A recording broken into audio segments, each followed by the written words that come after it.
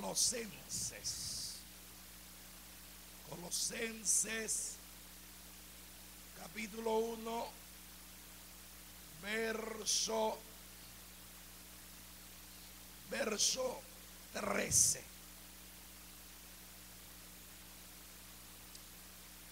Colosenses capítulo 1, verso 13. Cambiando tu atmósfera espiritual a otra dimensión. Dile al que está a tu lado. Capítulo 10. Capítulo 10. Cambiando tu atmósfera espiritual a otra dimensión. Libro de Colosenses, capítulo 1, verso 13, el cual nos ha librado de las tinieblas y trasladado al reino de su amado Hijo. Amén. Repito, el cual nos ha librado de la potestad de las tinieblas y trasladado al reino de su amado Hijo. ¿A dónde nos trasladaron? ¿A dónde nos trasladaron? Diga reino. Reino. Al reino. ¿Qué es el reino de Dios? Romanos 14, verso 17. Hay gente que tú le preguntas, ¿qué es el reino de Dios? Y la gran mayoría no saben. No, que el reino, el reino,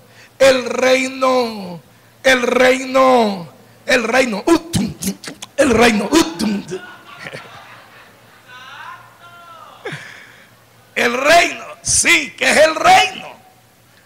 Romanos 14, 17 nos da la respuesta. Porque el reino de Dios no es comida ni bebida, sino justicia, paz y gozo. Entonces, ¿qué es el reino? Justicia, paz y gozo. Esa es la esencia del reino. Justicia, paz y gozo en el Espíritu Santo. Ahí está claro lo que es el reino. El reino de Dios, ahora si quieres la definición más completa, el reino de Dios es el gobierno de Dios expresado en la vida de cada creyente. Es la esfera en que todo nacido de nuevo entra y se mueve a través del Espíritu Santo que le es dado, disfrutando de la vida eterna. Disfrutando de la vida eterna. Esa palabra eterna, coloque más silla, por favor. Allá atrás, coloque más silla. Por favor, Ujieres, coloque más sillas. Esa palabra, disfrutando de la vida eterna, es la palabra Melech. Diga conmigo, Melech. Diga conmigo, Melech. No. Diga, Melech. Es la palabra vida eterna. Yo lo he estado explicando estos días, pero quiero volverlo a explicar esto porque si no te lo explico, no vas a entender lo que voy a decir más adelante. El reino es justicia, paz y gozo. ¿Qué era lo que tenía Adán en el huerto? Justicia, paz y gozo. Era lo que tenía Adán. La diferencia de hoy a Adán era que Adán tenía la eternidad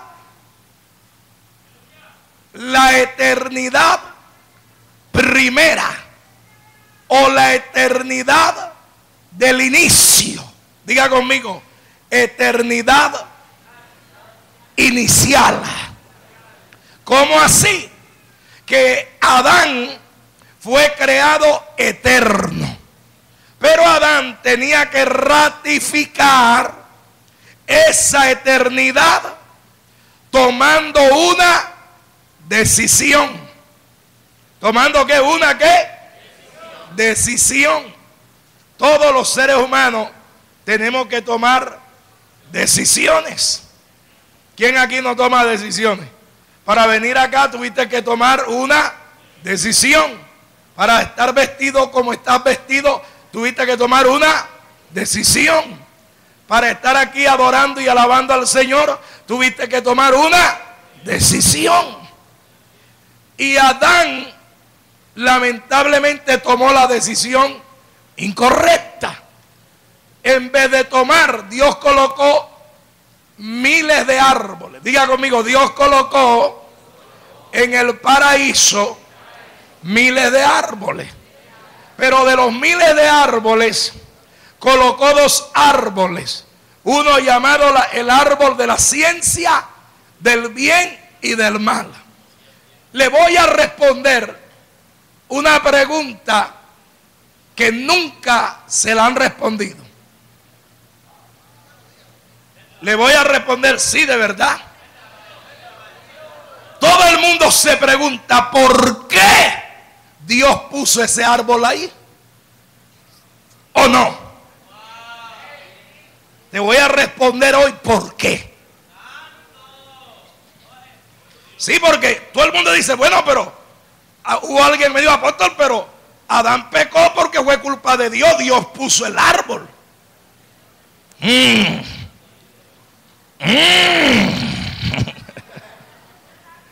Hermano, falta de revelación.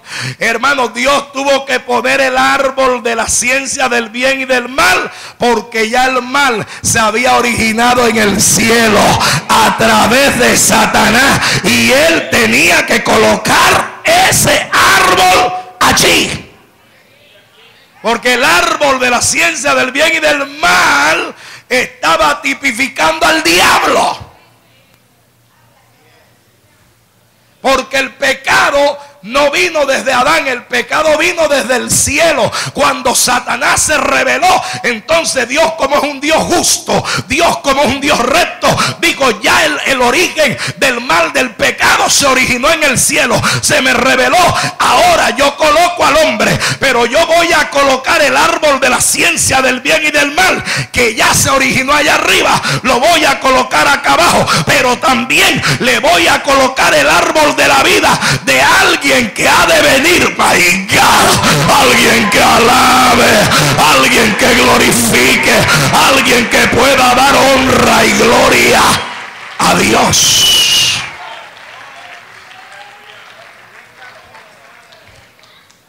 Eso nunca te lo habían dicho.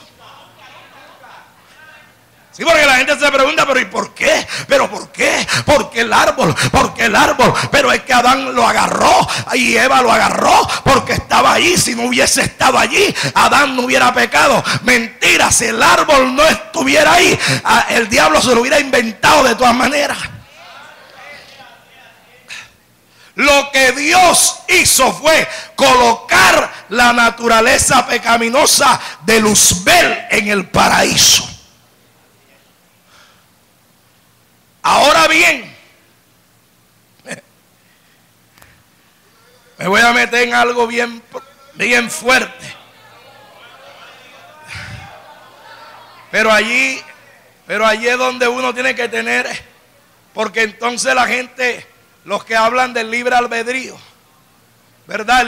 Yo le digo libre albedrío entre comillas, libre albedrío entre comillas, porque aunque es verdad que el hombre tiene su propia voluntad, Es verdad que el hombre tiene su propia voluntad y que puede escoger, pero también es verdad que Dios orientó, direccionó al hombre para que escogiera lo mejor y él no lo escogió. Pero vengo a decirte algo, que Dios por encima del hombre tiene que direccionarlo a él, porque el hombre siempre escoge lo peor. Entonces Dios tiene que intervenir, lo que se llama soberanía de Dios. Y yo vengo a decirles a ustedes, todos los que aquí estamos, realmente el libre albedrío podríamos decir que está amarrado a la condición de Dios, porque si Dios le da la gana que hoy tú no existas, que yo no exista, se te acabó tu libre albedrío, se te acabó tu libre escogencia. Quiere decir que el que manda aquí es el Dios que creó los cielos y la tierra. Vamos a alabar el nombre del que vive, porque si tú tuvieras libre albedrío en la totalidad de llamar ese libre albedrío soberanía humana, tú dirías: yo vivo hasta cuando me dé la gana, voy a vivir hasta el 3000, y eso sería un libre albedrío, una libre escogencia, y tú dirías: voy a hacer lo que se me viene en gana. Pero a ti y a mí no podemos hacer lo que se nos viene en gana, porque la Biblia dice